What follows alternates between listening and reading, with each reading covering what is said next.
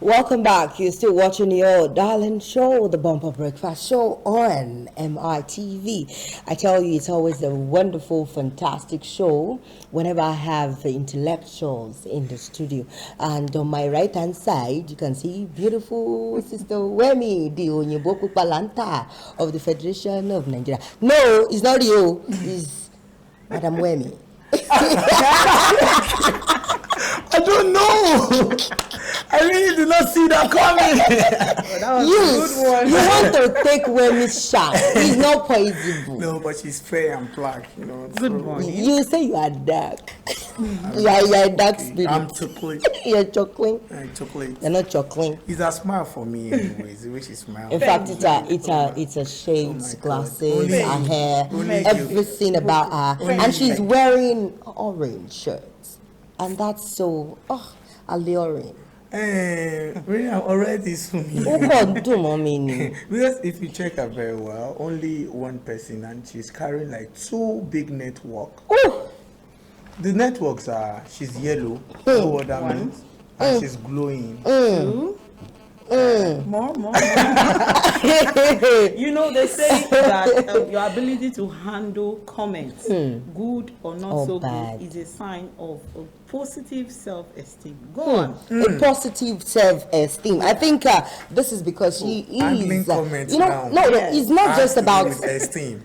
It's not just about being a professional for Sister Wemi. I tell you, when you meet her one-on-one, even before knowing that she is a cognitive behavior therapist, she is this person that, she gives nothing but positive Money. vibe. Oh, sorry. Money. Rio, your body is looking for money this morning. Everything money. Kilo shele gongon. It's money. Sister Wemi, good morning. Good morning. I don't want to talk Good to to black be here people. with you. It's not like I'm doing color separation on the show. No. Racist. I'm not doing that. Is like a color Racist. separation. I don't want to do. Racist. You see, this man is black but handsome. Yeah, yeah. I actually dark but it handsome. looks well put together, actually. Well put And together. well shaped for a guy. It's not Wemi, are you tripping? No. Sister Wemi, are you The tripping? ability. See, Let me let me Are you no? myself You did not even tell me that you are looking. You Ability see me to wearing handle and I'm a just see me She sees wearing you everything. often. See me doing like a that rich you are auntie fine. vibe. You are getting used to my comments, my beautiful comments. So let's comment another person again now. enjoy Let it another. sweet And my I soul. told you, if you were to be DSTV subscription, you'll be full package because you have Rio, stop that. always. Rio, stop that. Rio, stop that. Yeah, Gosh, you- one gosh. So I welcome Sister Wemi. Thank Good you. morning, Good Auntie morning. Wemi. Good to How have be you here. been? Well, fine. We're coping. I enjoyed the fact that you talked so well about single mothers, single parenting, and all of those things. And I was like, God, this woman is just so blessed when it comes to blessing others with our thoughts or with our wisdom. She's really, really blessed. You know And what I my know. dad used to say? I'm not sure if he's watching. He says, let her talk. Else she will bug you with the words. So let me release it positively. I will let you, because today we are talking about helping your child through puberty. Yes. But before we talk about puberty, there's this thing about husband and wife, and we need to just let's just brush through it. And that's when you have a maid in your house, a house help. Someone who is helping you take care of your child, taking care of the kitchen, cooking, and all of those things. And later on, you just feel like she has to do everything. Should she be the one to still serve the food? I want to correct the notion. It's derogatory to call an individual a maid. That's why I use that word before using the help, because some people don't really understand the fact that they are just help. Because some people, They are that's not their- maids. They are were not trained servants. For it. It's just because of the environment we have. Some people even Other- call them They're caregivers. professional. Yes, so in that you don't, field. you don't In that use field. that word because it sends a message. A maid, errand person. Okay, it's my job, so it has to be, respected. Properly addressed. Exactly. I have my roles, I have my responsibilities, and there are boundaries. So if it's not well spelled out, That's when you believe even the house help. I think help still goes a better way. Yes. Not just a house help. No, housemaid. Help, my No, help. help. Domestic staff. You know, you look for ways to I think that is quite, polite. The It's domestic polite. staff. domestic staff. You just know that you are here for domestic purposes, and this is how far you can go. This is how far you shouldn't go. So should that domestic staff be the one, after cooking, maintaining and, And helping then you should serve. survive? Should she If serve? my duty, let me put myself in the picture, okay, spans through cooking and dishing, why not? I'll dish. Sorry, what's even the essence of you leaving the help Yes. to cook from beginning to the end, and you are the coming end. that you want to come and serve? Some people feel I that just feel it's like my you husband. just- no, I need to I take care of just my feel- husband now. I just feel After you- taking the stress, doing the stress for me, why not let me serve him? You know, our mother are funny with something. There's a way they serve their husband. They don't mind packing the whole meat inside the pot. And if husband did not finish it, they'll probably take it back, or they serve the stew or the soup separately. Now, there are ways by which some wives really wants to serve their husband. Yeah. So, and I feel like you should let the help knows, oh, this is how you will save my husband, because you are definitely going to tell her too, this is how you cook my food or my husband's food. He doesn't eat a lot of this, he doesn't like too much sauce, Yes. he doesn't do this. So if you can train your help to cook in a manner that you love, what's stopping her or From him dishing. from ditching the food? So as a guy now, you are in support of... A help cannot cook my food. My wife is going to cook my food because I So have a the help family. is just there to take care of the house and the You children. see, Maybe. I wanted to look at things from a broader perspective. Okay. You get to a level in life that you need a help. No matter what. I know. Do you When I get get it? to that level. I'll Yes, get I'm just saying it so that you will not put her in a that box corner. and No, then the thing is, I'm a something- very good cook. You know, so something's already waiting for her. Even when you could afford a help, you just, because you have that mentality. that my wife must cook for Okay, me. let me share my mentality with you. I'm of that Oh, opinion. you have people calling already, I'm of but that opinion that myself I'm sorry. and my wife might even be in a competition of who knows how to cook. There's no problem about that. In So fact, she cooks, there I is a cook. statistic that we have better cooks as male than female. Hmm. It's coming on more chef.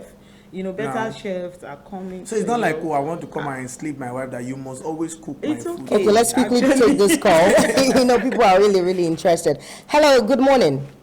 Yeah, good morning. Good morning, sir. What's your name? Where are you calling from? All right, sir. So what's your take on this? I'm interested in the conversation, so I thought I could chip in my own opinion. Okay, what's your take on it? The house helps serve my food. So my opinion is that anybody who lives in my house, I believe is a member of my family. And I think we would have done the necessary due diligences, compatibilities, and all sorts. But the moment you are under my roof, I feel certain rights should be equally distributed around. Except it is a rule that no other person serves food except my wife. I think that is not the rule. But having a person being serve that food in my household. So I wouldn't want to treat my household the way I wouldn't want to treat my own kids. So she's a family already. I think I'm very, very okay with this comment coming from you, sir. Thank you very much. then Do have a lovely day. coming from a So man. let's quickly, yes, coming from a man. It's a good one, It's a very good one. Let's delve into the topic of the day, and that's helping your child through puberty. Puberty is a very, very serious thing. Yes. And as a cognitive therapist, I want you to please help us open our eyes of understanding to this. Very, very important. Sorry, I won't be taking calls for now. Sorry. You know, puberty is a stage where a lot of parents shy away from. Okay, and it's actually a big time change Okay. for a child. If you look back, I look back. Okay, you ask yourself, did you ever have a time where your parents sat you down and said, we observed this about you, this is what you are experiencing based on your age, and this is what to expect? Nobody did. We just grew. Okay, for the girl, you just discover you started budding on the chest. Okay, one came out before the other, and then your standing posture or your walk, the way you walk changed. Because at that point, if a girl child has not been educated, she's going to be confused. Her esteem may likely be punctured, especially if she's on the bigger side. And her needs have not yet reached that physical change. And she's beginning to feel something is wrong with me. So what I want to say is, parents in the life of a child, you have the responsibility. It's your responsibility to help that child through that growing period. It's not one stage. It's in stages. But if you are not knowledgeable as an adult, you are not available, and you are not responsible, you may not be able to help the child go through that process. Because the process nowadays begins from 7. Yes, From before 7. it used to be 11, 12, 13. But now with the situation, the feeding, the genetic changes and everything, it's now from age 7. So once a child turns 7, an adult, whether the child is yours or not, so let's talk about your child, okay? You have to start preparing the mind of the child. There are some changes. You look at 3 major changes, okay? You have the physical change, you have the emotional, and then you have the psychological change. Okay, so the physical is what you're likely to see, Okay. which you can see changes on the child. Yeah. The emotional is what a lot of parents do not No. understand yet. Because within this puberty state, there's going to be hormonal changes where the child's feeling will be disrupted. The child may likely become excessively withdrawn, depending on the personality of the child and the environment the child is growing up, from. The child may become excessively outspoken, and you need to look at those two balance. However, one thing I want parents to understand is the first thing that will sell your child out that puberty is setting in is change in the body smell. Yes, because the fluid, the hormone is going to start to be produced excessively. It will mix with the natural body smell. And that's why for animals, they know it. When a dog, is attaining the point where he wants to be sure the other dog is ready to be mated, they go for the smell. It goes to perceive the smell. So if animals know how to perceive the smell of another, gender animal to say, okay, I think you are ready to be mated, then parents should know that one of the ways is the body smell of your child will change. It begins with the armpit, begins with the secretion from underneath, especially if it's a girl. Now, the smell comes for both boys and girls. And within this stage, 7 to 14, the body odor of the male gender, especially the boys, will become stronger. That's why their singlets, their bedspread, their pillows smells differently from that of the girl. But the smell will become very obvious and offensive if the hygiene has not been looked into by the adults in the life of that child. So puberty is a journey. It's between 7, 12 through 19. So you have 7 and 19. How many years is that? That's like 12 to 19. like 12, 7 to 9. That's about 12 years, right? 12 yes. years. So you will not be doing the child any good if you abandon the child within that age. And when you talk about the angle of should I say the physical changes, you look out for the body shape. Now there are some children who have they are not on the big side. So you may not notice it immediately. But I tell parents what is happening in the body of the male child is happening at the same time in the body of the female child. It's just that the female seem to be, obvious in time, basically. So the girl child, definitely the chest will become, you will start to bud. The same thing, the boy child, the chest will bud. The only difference is that aspect will become darker.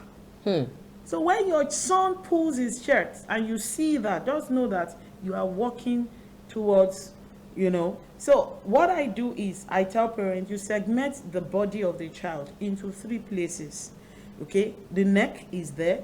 What do you have on your face? You are going to have skin problems. So that you tell your child, when you see those rashes, those acne, those what, leave your skin alone. Don't start to apply chemicals. Don't start to sneak into my room. You want to use what I use, because they do it.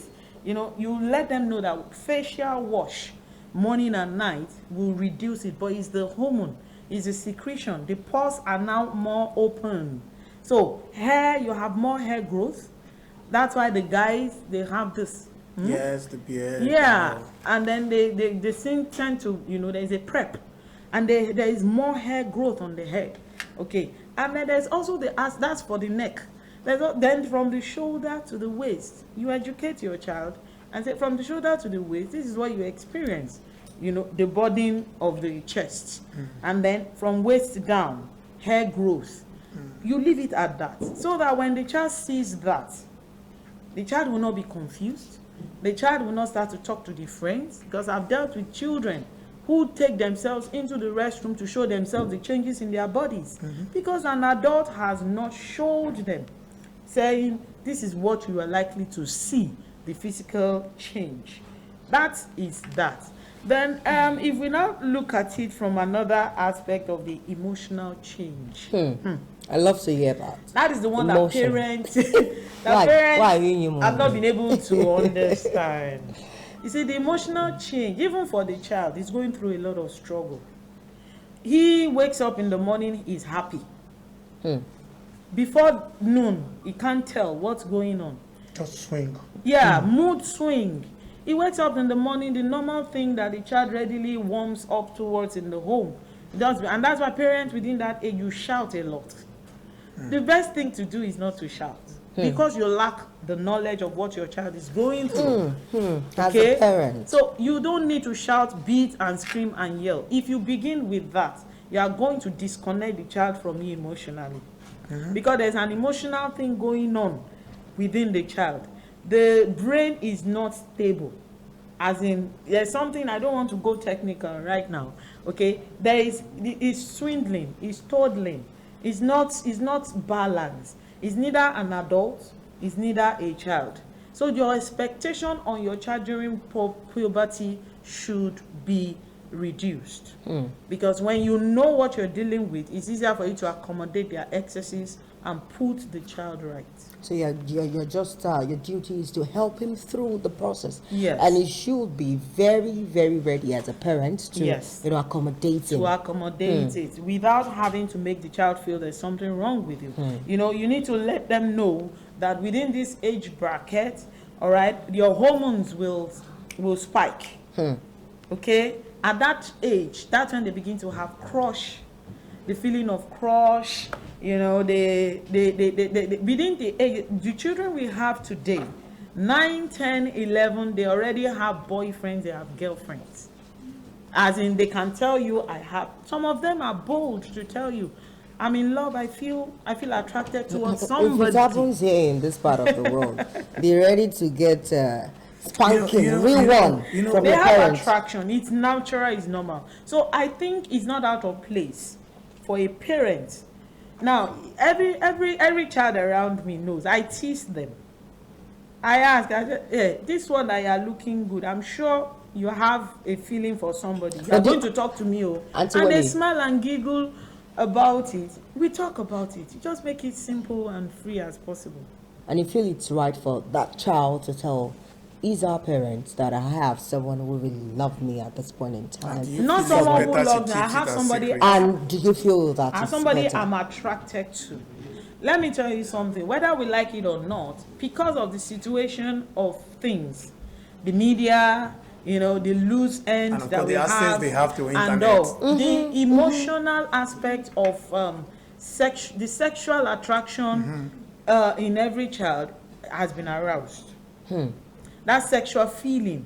Now, it now depends on you as an adult to identify it. What time and age are we? What environment have I created for the child? Okay? And how am I going to look into it to help curtail? Now, when a child, especially the girl, has the first period, which may likely happen when she is 8, 9. Believe it, the hormones, the feelings will change. There will be a time of the month for that girl where she will be withdrawn. You need to identify it. Where she is likely to hide herself, you need to identify it. And there could be a moment when she's 10, 11, when her feeling to be touched erotically, affectionately, will be increased. So you have to also be aware as an adult and talk to the child and monitor and help them set boundaries and help them make decisions that are worth the while. I'd like to say this because, like the Yoruba says, "Eyan Kolombimo, right?" And this is what I'm trying to say. Okay. There was a time I was in a conversation with someone, and I asked that person, "Is it a sin to have a sex sermon or sex education in the church?" Because you will never see today's pastors or yesterday's pastor get to discuss something like that within the youth, except they make it like something secret that it should be taught about in secret. Now, coming out of church, going on mosques, going to schools now, what you have just discussed, it's like, okay, maybe you have given us the primary, right? Maybe there are still some deep ones, but because we're on TV and then we have time here, then you just, okay, let me just give you guys the highlights. I don't think teachers in school, today I'm talking of primary school and secondary school, I don't think they have a teacher like that can explain what you have just explained to them, because some parents are so disconnected with their kids from baby. Yeah. You know, all this mother that any small thing, there was a story that a daughter did not tell the mother when she started menstruation until when she was 14. They asked her, she said she has been doing it for like 4 or how many years, and the mother was like, and I'm in this house, I did not know. Said, What if I let scared. you know that my mother didn't know when I started? I was confused. I was afraid to tell her. No, not to tell her. Like, what's going on with me? What did I just see? Did somebody do something to me? And that's why you need to create the right. I didn't know. I was 14. And I didn't know what happened to me. See, it's advisable that our parents create the right connection between their children. But the truth is, how did I get to know? That was the moment when this this sanitary towel just came in. They were going from school to school, so they spoke to us and they gave us free sanitary towel. That was the first window of me getting educated. So what we're saying is, you see, when you are there as a parent, that was why I said be knowledgeable, get the knowledge, okay? Be aware as an adult, and if parents will not be able to do this, okay, you could get a trusted person that could, okay, I am not able to do this, but let's do this together. Not like you abandon your child into the hand of the trusted adult. No. Trusted adults like a counselor. Like a counselor. I have parents whose children have been submitted to me, and they tell you, this is what I want you to help me do with your child. I'm accountable. I know the rules, I know the laws. I will not violate your child, but not everybody will do that. So you work together, hand in hand with that trusted adult. We have had series of people today who are knowledgeable, who are using the knowledge against children. They can tell when they see your child. Of course, yes. And say, even when the child is not budding on the chest, they can tell through the smell. They can tell through anything and everything, and they will know that it's time for this child to start to touch light. And so they start to abuse the child. Yeah. So before we go on the show today, and before Wemimo, gives us a final advice on puberty, I need to really do this quick one, and that's I have a long list of birthday wishes, greetings to so many people. And first on my list is a very big birthday shout out to Okpeyemi Adewale. We wish you long life and prosperity. We say continue to grow in grace and continue to do exploit, Madam Okpeyemi Adewale. This is coming from Tessie, our own Tesserano, and the entire MITV crew. And the second person on my list is Akib Onyedayo, Iya Ibeji, founder of Odidi Ifeola Fertility Foundation, and we wish you more knowledge, madam. We wish that God continue to increase you in strength by the grace of God. And before saying bye-bye this morning, so when it more, what's your, that's the picture of Mrs. Onyedayo Akibo. Wish you long life and prosperity. And this is coming from Oluwatomisin Ojodi, your regular host on the Bumper Breakfast Show today. So how do you close, women? Get knowledge and save that child in time. Get knowledge and save that child as a parent. And to you, Get knowledge and save that child. What do you expect me to say after? We'll get knowledge and save that child. so And then, okay. I tried. I'm not a parent yet, but yeah, my advice for parents: make sure you are best friend. with Imagine. your kids, because it goes a long way. My name is Robin Emmanuel Oluwafemi, ambassador. I'm Syrian. I'm saying goodbye. Are you the best friend to your brother or your cousin or your nephew in the house? You don't understand. You don't best friend understand. to all my family, man. So to you all, puberty is a very, very serious stage for you to focus on as a parent, and it is very, very pertinent that you should take care of your child and seek the advice of a counselor if you need to. My name is Miriam. Okay, until I come your way next week, same time, same station, I leave you into the hands of the Most High God. Bye bye.